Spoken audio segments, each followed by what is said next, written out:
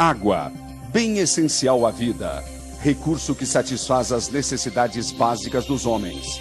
O secretário-geral da ONU, Ban Ki-moon, alerta que o mundo poderá ficar sem água potável se não forem adotadas novas metas para a biodiversidade, o desenvolvimento sustentável e de segurança no fornecimento de água. Nós somos água, né? Sem água não existe vida. Nosso corpo é feito 70% de água. E se vocês observarem a superfície do planeta Terra, também 70% de água cobrem a superfície da Terra. Ou seja, nós somos a cara da mamãe. Ela compõe 60% do seu corpo, 70% do cérebro, 80% do sangue. Enquanto você pode ficar um mês sem comida, seu corpo não pode sobreviver uma semana sem água. Primeiro que nós médicos estudamos muito pouco água. Na faculdade a gente estuda pouca água. A medicina ortomolecular tem umas etapas de aprendizado que uma delas é só água. Primeiro que a água é o nutriente mais importante que nós temos. A medicina não dá valor à água. Ninguém estuda a água como nutriente. A água é um nutriente? É um nutriente, é o mais importante nutriente. Tá? E mesmo o nutricionista não aborda sobre a água. É isso que é interessante. O nutricionista aborda sobre várias coisas de nutrição, principalmente sobre calorias, sobre uma série de coisas, mas não fala da água. E o discurso ambientalista nos últimos anos dissociou a questão da água, deixou ela meio de lado. Sem ela, a vida simplesmente não existiria. Ela ajuda a controlar a temperatura da atmosfera e transporta nutrientes importantes pelo solo, de onde vêm nossos alimentos. Olha o que acontece por dentro do corpo cada vez que ingerimos esse líquido vital. Nós, humanos, somos formados por trilhões de células que precisam receber oxigênio e nutrientes a todo instante. A água é o veículo que transporta esses nutrientes até as células. Sabe quantos litros de líquido você perde por dia no seu metabolismo de 24 horas? 7 litros. Pesquisas comprovam que aproximadamente 70% da população brasileira sofre de desidratação crônica. 7 litros só para fazer o metabolismo funcionar. Só que grande parte disso é reciclado. E você tem que repor isso através de água e através de alimentos que também são feitos praticamente de água, vegetais. O turnover hídrico. A água está sempre se renovando no corpo. Então, se nós ingerirmos em torno de 2.300 ml de água por dia, nós vamos eliminar em torno de 1.400, um pouco menos de 2/3. Nós vamos eliminar na urina, 100 ml nós vamos eliminar no suor, 200 ml nós vamos eliminar nas fezes, e em torno de 600 ml no trato respiratório, na pele. Isso fazendo uma renovação da água, porque a água, como qualquer outra estrutura, também envelhece. Então nós temos que fazer um turnover, nós temos que fazer uma rotatividade hídrica. A água tem que estar sempre sendo substituída no nosso organismo. E se nós não ingerimos o suficiente, esse turnover hídrico não ocorre e nós acabamos tendo água velha no corpo. E isso tem repercussões na nossa saúde. Uma redução de apenas 2% da água do nosso corpo, começamos a ter lapsos de esquecimento, perda de memória. Né? Então você está desidratado, você começa a esquecer as coisas. Esqueci minha chave, meu celular, minha bolsa. Então é porque a pessoa está desidratada. Se você estiver sentindo, você já está desidratado. Agora, as pessoas idosas perdem a capacidade de sentir sede mesmo estando desidratadas. Tem que tomar água mesmo não querendo. Mesmo não tendo sede. Não esperem a sede para beber água. Já levante de manhã, tome um copo de água, já deixa na cabeceira. Dá um copo cheio já em jejum. E de hora em hora, depois, é bom ingerir um copo de água. Mas façam com que as pessoas idosas da sua casa bebam água quase que de hora em hora. A maior parte dos idosos que morrem e são submetidos à autópsia no IML, 70% deles estão desidratados, mesmo que tenham morrido de outras causas. E a desidratação pode causar outras patologias, obviamente. Pode, ela vai secando, a sua pele fica seca, enrugada, os seus ossos ficam fracos, o cérebro desidrata. E isso contribui para que você perca a memória e tenha doenças degenerativas cerebrais. A desidratação é uma saída de água da célula. Então a célula, que é a unidade da vida, desidratada, começa a perder a sua funcionalidade. E os estudiosos no assunto chegam à conclusão de que hoje aproximadamente 30% das pessoas estão caminhando nas ruas desidratadas.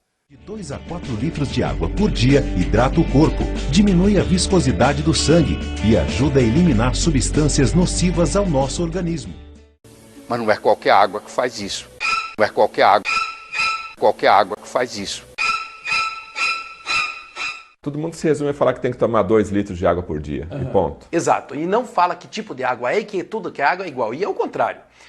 Você tem observado a qualidade da água que você e sua família têm utilizado para preparar os alimentos, lavar as verduras e frutas e principalmente na ingestão diária? O alerta da ONU lembra que vivemos num mundo de insegurança, onde a demanda por água, em geral, supera a oferta e onde a qualidade quase sempre deixa de atender aos padrões mínimos.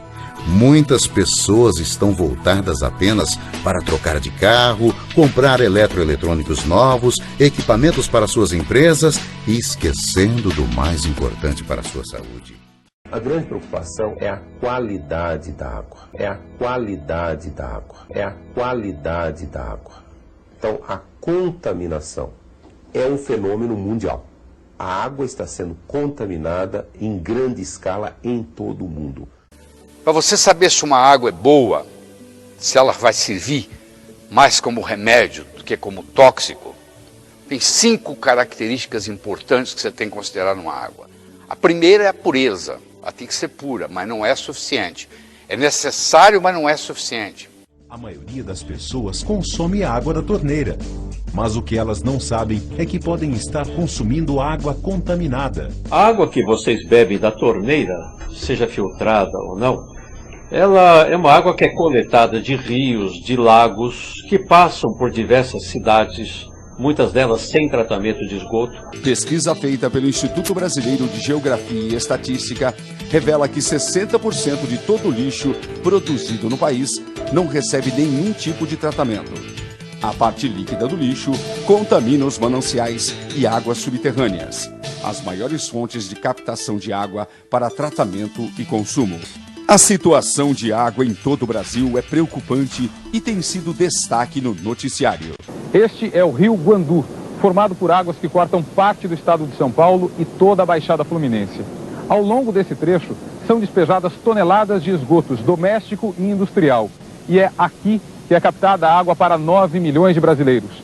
São os consumidores de quase toda a cidade do Rio e mais 7 municípios da região. A água, que abastece 80% da região metropolitana do Rio de Janeiro, atingiu o nível máximo de contaminação. Uma indústria de zinco abandonada a 85 quilômetros do Rio de Janeiro se transformou na maior área de contaminação por lixo tóxico no Brasil. Metais pesados poluem o solo, a água, atingem o mangue e afetam também a vida da população. Dados do SUS, Sistema Único de Saúde, revelam que cerca de 500 mil brasileiros por ano têm algum problema relacionado à contaminação de produtos que combatem pragas na agricultura.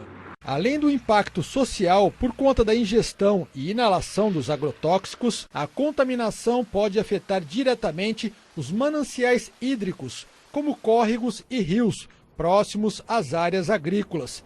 Águas que muitas vezes são captadas e abastecem as cidades. Também tem na água que está chegando na sua torneira estradiol e progesterona, provindo principalmente dos contraceptivos, né? São eliminados nos vasos sanitários, de alguma forma contamina os rios, lençóis freáticos, represas. Os impactos de um tipo de contaminação crescente, silenciosa e quase imperceptível. A contaminação da água por hormônios naturais, hormônios sintéticos como anticoncepcionais, antibióticos, anti-inflamatórios e outros medicamentos. A Unicamp, né, um dos centros em São Paulo que mais estudam, de meu conhecimento, a qualidade da nossa água, né? Sim. E a água de São Paulo é muito contaminada por estrógeno. E esse estrógeno, né, vem da diurese, da urina das mulheres que tomam anticoncepcional. Dentro dessa nova realidade, desde 1960 e 70 para cá, quando uma onda de liberalidade sexual tomou conta do mundo, foram criadas as pílulas anticoncepcionais. baseadas em progesterona. Quantas mulheres tomam pílula hoje? A maioria. Aí elas vão fazer xixi no banheiro, aquela água vai para onde? Vai acabar no rio, que vai acabar no mar. Esses anticoncepcionais, eles urinam. Isso vai para os lençóis freáticos do Brasil todo. Mas o problema é que esses anticoncepcionais nada limpam. Eles saem pelo xixi, vão para o esgoto, a maioria do esgoto não é tratado, e quando é tratado não existe nenhum mecanismo para retirar essa progesterona da água. Estou com uma tese de doutorado aqui na minha mão, uma tese de doutorado que mostra que alguns contaminantes nas águas potáveis não conseguem se eliminar pelos métodos tradicionais de purificação existentes hoje. E aí fica uma situação difícil, porque esse processo de purificação de água, não só das impurezas, mas de compostos químicos, que teria que ser uma ultrafiltração, encarece muito. O estudo alerta para o fato das estações de tratamento tradicionais não removerem essas substâncias com potencial de desregulação endócrina, fazendo com que os efluentes, mesmo após o tratamento, cheguem nos copos d'água, com altas concentrações desses compostos. Esse professor de Química da Universidade de Brasília explica que há 10 anos os cientistas investigam efeitos dos chamados contaminantes emergentes, uma mistura de todos esses hormônios ingeridos pelo homem e excretados nos esgotos diariamente. O esgoto é levado para uma estação de tratamento, né, e a estação de tratamento gera um efluente que é descartado na água, né. Nem todas as estações de tratamento de esgoto foram desenhadas, idealizadas para a remoção específica desses compostos. Então o que acontece é que muitos desses compostos acabam passando ilesos pelo sistema de tratamento. Outro alerta é de que os fármacos, ainda que minuciosamente estudados para uso humano, revelam surpresas ao serem lançados no meio ambiente. Pior, esse mesmo coquetel químico, cedo ou tarde, volta para a torneira das cidades. As pílulas anticoncepcionais são, na maioria das vezes, a combinação sintética de 2 tipos de hormônios femininos, o estrogênio e a progesterona, que também são produzidos pelo homem, mas em pequenas quantidades. A progesterona vai para os rios, chega nos oceanos e o resultado disso, gente, é que em nossas águas nós temos até 400 vezes, eu disse 400 vezes mais progesterona do que o normal.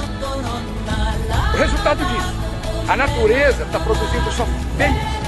Algumas espécies de peixes no mar não têm mais machos, só tem fêmeas. Graças ao índice elevado de estrógeno, eles vão acabar com aquela espécie. Os rios estão contaminados com estrogênio.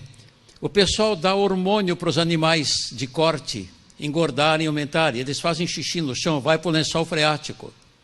Nós estamos tomando hormônio hoje demais. Hormônio estrogênico, feminino. E o número de câncer também, estrogênio dependentes, estão aumentando, como o de mama e como o de próstata. Então a água hoje ela já vem contaminada, inclusive com hormônios. A água de torneira, ela vem contaminada, inclusive com hormônios.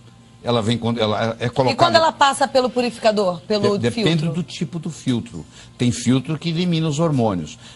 Tem filtro, por exemplo, que tira o cloro.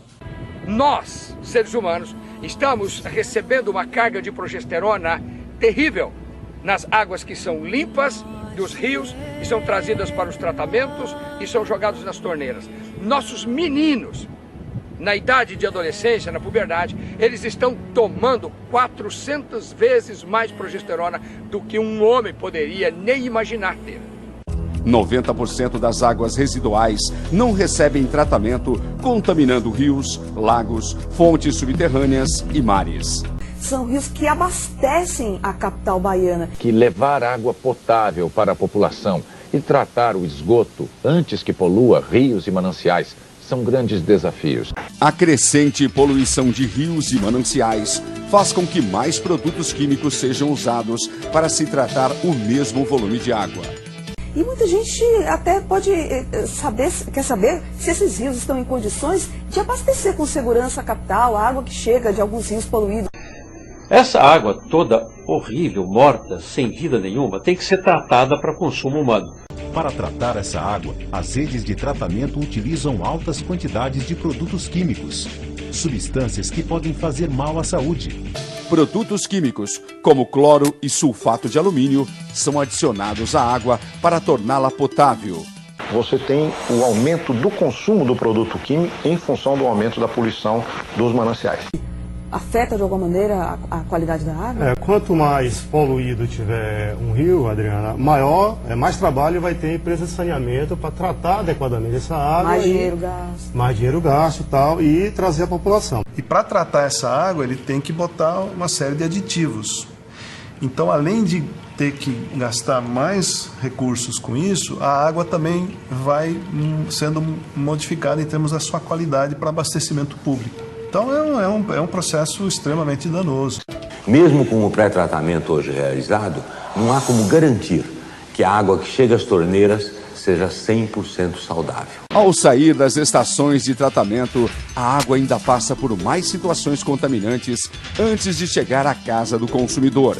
Na maioria das cidades brasileiras, a rede de distribuição de água está localizada ao lado da rede de esgoto. Os canos que levam a água também podem ser contaminantes devido ao acúmulo de sedimentos, produtos químicos em seu interior e ainda ao desgaste natural dos equipamentos. No Brasil, as caixas d'água ainda são recursos amplamente utilizados, principalmente em áreas de grande aglomeração humana. A caixa d'água, muitas vezes, é a única fonte de água para famílias inteiras. Hoje, 80% das doenças, 65% das internações hospitalares e 30% das mortes ocorridas no país estão relacionados com a água contaminada e falta de saneamento básico. E as doenças transmitidas pela água custam 310 milhões de reais por ano ao sistema de saúde pública. Segundo a Organização Mundial da Saúde, aproximadamente 1/4 dos leitos existentes em todos os hospitais do mundo estão ocupados por enfermos, cujas doenças são ocasionadas pela água contaminada. E as águas que vêm nas garrafas também podem estar contaminadas. Mas nem mesmo a água mineral está livre de contaminações. Você toma água assim, aí na sua casa, compra um galão e tal, e vai lá, é mais fácil, né? É a tecnologia a favor da simplicidade da vida. Você sabia que você pode estar sendo intoxicado por conta disso? Como assim? Também não adianta a gente se alarmar. É impossível evitar a contaminação. O que a gente está enfatizando é minimizar onde for possível. Não adianta você morar em Recife e comprar uma água de Porto Alegre, que para ela ir de Recife de Porto Alegre até Recife, ela vai sofrer a radiação do sol e num plástico vai liberar xenoestrógenos e a água já chega contaminada na sua mesa. Tá, essa é uma das coisas importantes. Na minha opinião, a primeira, vai tomar água? Tome em frasco de vidro. De vidro. E o sol vai bater no plástico do container onde ela está vindo. E aquilo vai liberar xenoestrógenos. E esses xenoestrógenos são absorvidos no seu corpo. E eles não são biodegradáveis. O xenoestrógeno, gente, ele é liberado de derivados plásticos, né? Toda vez que um derivado plástico é aquecido, libera o quê? O xenoestrógeno. A água que chega na sua casa, chega de bicicleta, de caminhão, ela vem aquecida na carroceria. Isso é real. Você aquece um pouquinho aquele plástico, tendo a água, ele sai do plástico um hormônio chamado xenoestrógeno, que ele entra no receptor E1, no estrogênio 1, no estrone, que é proliferativo. Endometriose, doenças ovarianas, infertilidade, puberdade precoce, câncer de mama, obesidade, diabetes, alergias, problemas na tireoide, hipertensão, colesterol elevado, infarto, câncer de próstata e artrose, segundo estudos recentes, são apenas algumas das doenças que podem ter relação direta com a contaminação por xenoestrógenos. E esse estrógeno é o estrone, que é o E1, tá? E ele é altamente proliferativo. Inclusive, o câncer de próstata se deve a ele, tá? O câncer de mama. Alguns órgãos têm muita sensibilidade ao estrogênio. A mama, a próstata, o endométrio, que é do útero. Se você conhece uma água espetacular de Fortaleza e uma mais ou menos de Igrejinha, toma sua água de Igrejinha, que é pertinho daqui, entendeu? Quanto mais perto você estiver da fonte, melhor. Porque os xenoestrógenos estão contaminando. Tanto o plástico do garrafão de 20 litros como a garrafinha plástica. Isso é um grande problema, porque o xenoestrógeno ele é absorvido e ele funciona como hormônio no corpo. Nós passamos a ter um distúrbio hormonal em consequência de uma água que foi contaminada por ter vindo de longe e sofrido a radiação do sol, e a garrafa, o plástico libera, chamado xenoestrógenos, que são absorvidos pelo corpo. Muita gente, quando fala assim, diz, não, doutor, mas eu só uso água na temperatura fria, eu nunca esquento a água. Mas o grande problema é quando ela foi fabricada lá e ela sai do caminhão, ou sai embalada, o caminhão fica rodando para ser entregue, esse caminhão fica fechado. Se você for num baú de caminhão que entrega água, você vai ver que essa água chega até 50 graus. Tá? É fechado, a luz ambiente do sol. Ela já liberou o xenormônio por causa disso. Tá? Esse e ali já ficou armazenada naquela água e não sai mais. Não sai mais. Aí quando você bebe aquela água em frasco de plástico, seja no copinho, seja no garrafão de 20 litros, ela tem hormônio, o xenoestrógeno. Então a maioria das águas que você bebe hoje engorda. Como que engorda? O plástico é liberado xenoestrógeno, o xenoestrógeno contamina a água. Puxa, e a gente achava que água era água, né?